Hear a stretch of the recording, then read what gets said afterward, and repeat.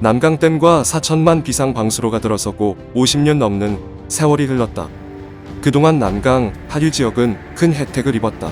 가정의 생활용수 공급은 기본이요, 농업용과 산업용으로도 물을 넉넉히 공급받고 있기 때문이다.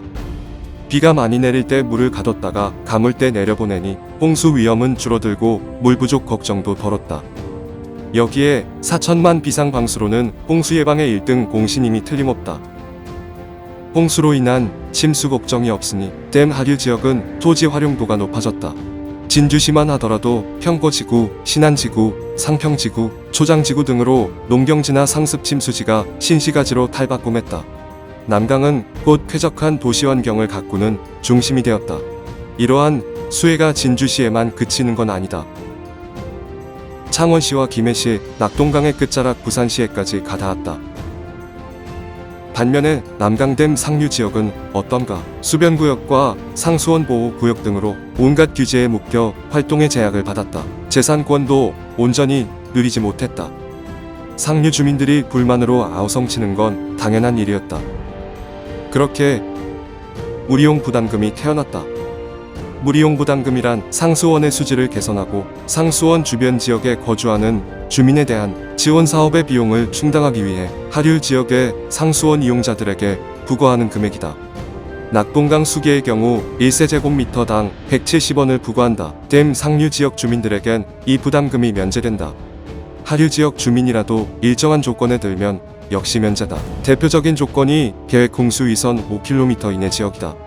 결국 무리용 부담금 제도의 핵심 원리 가운데 하나는 수혜자에게 돈을 거둬 피해자를 돕는다이다. 상생의 가치가 녹아있는 셈이다.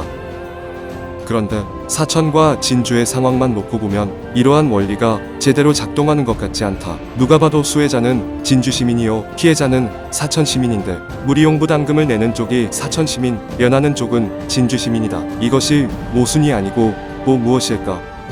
제도를 따져 이 상황을 살핀다면 진주시는 댐의 계획 홍수위선에서 반경 5km 안에 전체 동해 과반수가 들어있어 면제다. 이에 비해 사천시는 댐 하류 지역의 평범한 지자체 중 하나로 여겨졌을 뿐이다. 댐과 거리가 가까운 사천읍, 곤양, 축동의 일부 지역과 댐 상류에 해당하는 곤명만 무리용 부담금을 면제받는다. 이로써 사천 시민들은 남강댐의 최대 피해 지역에 살면서도 1년에 대략 20억 원이 넘는 무리용 부담금을 꼬박꼬박 내고 있다. 정부와 낙동강 수계관리위원회는 2020년에 이르러 물벼락 맞고 사는 사람들에게 무리용 부담금이라도 면제해달라던 사천 시민의 외침을 다시 한번 뭉갰다. 인공방수로를 통한 댐의 홍수 방류로 어업에 손실이 발생한 지역도 면제 대상에 들게 해달라는 사천시 요구를 외면한 데 이어 관련 근거가 되는 법률 시행령까지 삭제해버렸다.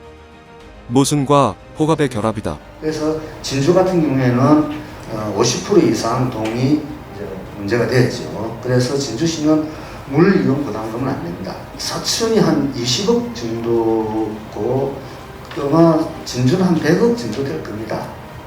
그냥 그것을 지금 안 내고 있죠.